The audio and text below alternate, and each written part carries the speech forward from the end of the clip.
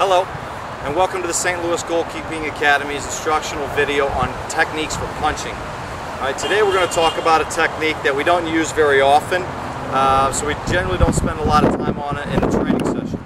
However, when it comes time in a game to use this technique, it's important that we have a good understanding of how to execute correctly.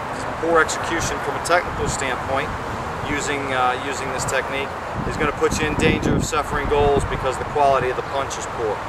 We're going to start this session by just talking about the technical ideas that you want to adhere to, and then at the end we'll go through a progression of drills that you can use to kind of work on the technique and practical purposes.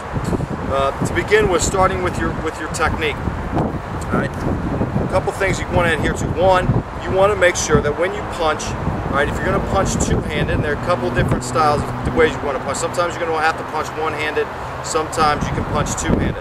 When you're punching two-handed, all right, it's very important that the fists get pushed together. You don't want to have any space between your two fists here. The thumbs, you want to be on top. You don't want your thumbs inside of your fingers at all. Okay, you want them to sit on top of your fingers there. All right, and you want the fingers here to press against the base of the palm. Then you take your two fists and you want to press them together hard so it's firm. And it's flat. You should make sure that one fist isn't higher than the other fist, like this. All right, they've got to be in even balance. So you've got one large, flat, smooth surface. All right, if you're going to punch with two hands. If you're punching with one hand, it's the same concept in terms of the thumb. The thumb should just sit right on top. The fingers are pressed against the base of the palm here. I'm just going to take the tips of my fingers and press them against the base of my palm there. And I'm just going to work with this flat surface here, like this. All right, to my right and to my left, same thing there. All right, it's very important that your wrists stay locked here. Okay, you can't afford to let the wrist flop around when punching. So at the point of contact with the ball, you got to make sure that the wrists are tight.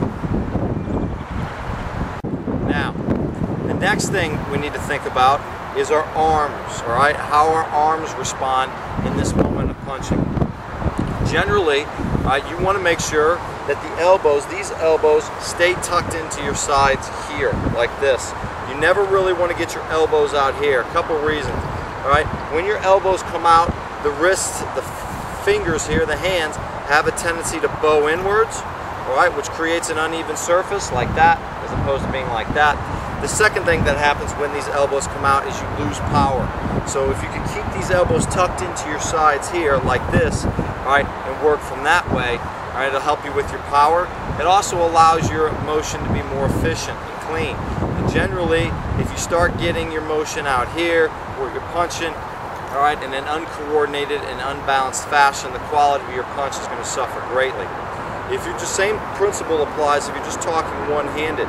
All right, if I'm just going to use ball skinning flighted in and I'm going to have in a position where I have to punch, I want to make sure this elbow doesn't come out wide here. I want to keep it here, and it's just a straight motion like this, right, like that. So if you're looking at it, it's just straight, right? I don't have to really use a whole lot of energy in the motion. I don't want to try to punch this ball as hard as I can. I don't want to swing at it like I'm punching somebody or anything like that, like boxers would punch somebody. You don't want this arm getting out wide. It's just a short jab. The quality of the jab, right, is really what's important. How clean and efficient is the motion? That's going to be what dictates, all right, part of what dictates the quality, the reaction of the ball off your hand. If you start to get out wide here like this, right, chances are, better than not, that the punch, the quality of the punch, is going to suffer in a big way. Okay, so now let's bring in the ball here and let's talk about, there's some things you got to keep in mind when dealing with the ball, and that is, where on the ball do you want to punch this ball, all right? And the ball is your guide in terms of what you need to adjust. Ideally, when the ball's coming in here, you want to try to find dead center. You want your fists, or fists together, you want them to make contact on the ball at dead center. So wherever the imaginary point is, that's if you were to cut this ball in half across this way and then cut the ball in half down this way, wherever those two lines intersect, that's ideally where you would like your fist to make contact with the ball. If, let's say for example, your fist makes contact underneath of center, way under here, your ball is going to have a lot of backspin to it. All right, so if you see that the ball has a lot of backspin, you know you made contact with the ball too far below the center line. Okay, if the ball has a lot of topspin to it when you punch, you know your fist made contact with the ball too high of the center line that goes across here. All right, same thing applies to where if you hit a punch a ball and it has spin like this, you know that you hit too far on the side of the center line that comes down the middle. All right, or if the ball has side spin going this way, you know that you hit too far on this side of that imaginary center line. So there's these two imaginary center lines, one that goes across here and one that comes down here, and where those two lines intersect, that's the target. That's where you're aiming for on the ball. It's not always going to be that easy though, especially when you're punching balls and you've got people around you in spaces. That's generally the reason you're punching a ball, is because you're not in a position where you can get both hands to it cleanly, where you can just catch. The priority should always be to catch. You should always be looking to catch this ball, all right, as opposed to punch it.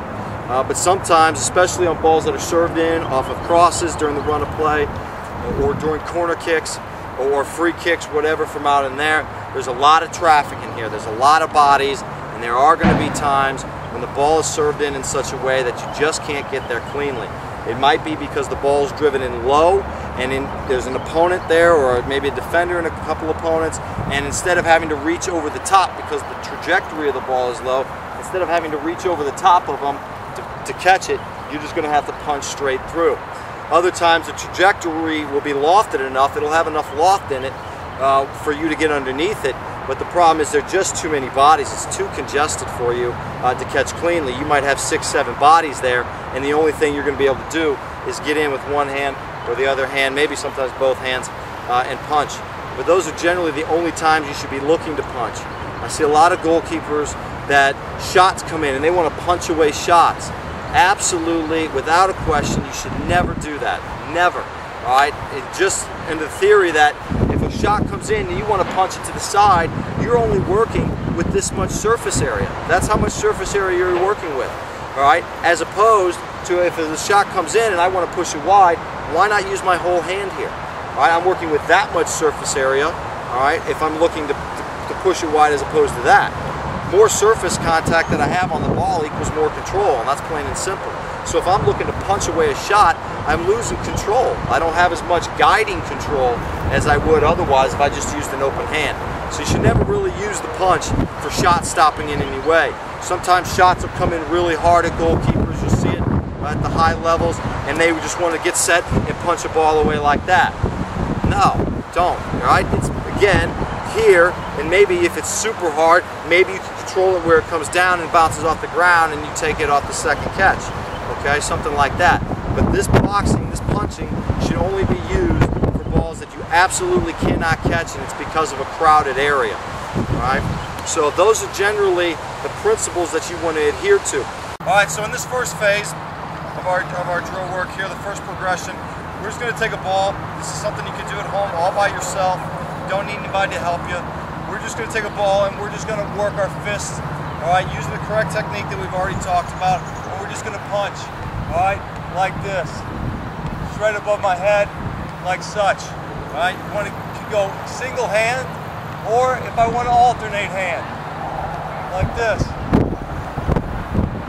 All right, notice that the control is pretty good if I don't have to move my feet a lot. If I don't find myself running around chasing the ball all over, and I'm pretty much just in one specific spot, then the quality of my punch is pretty good. You should be looking for as little spin on the ball as possible. The less the spin, the better the quality of the contact with your hand on the ball.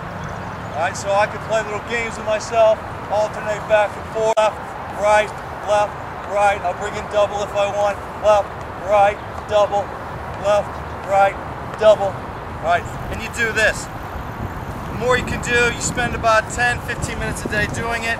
Keep track of how many you can do consecutively. Okay, play little games with yourself.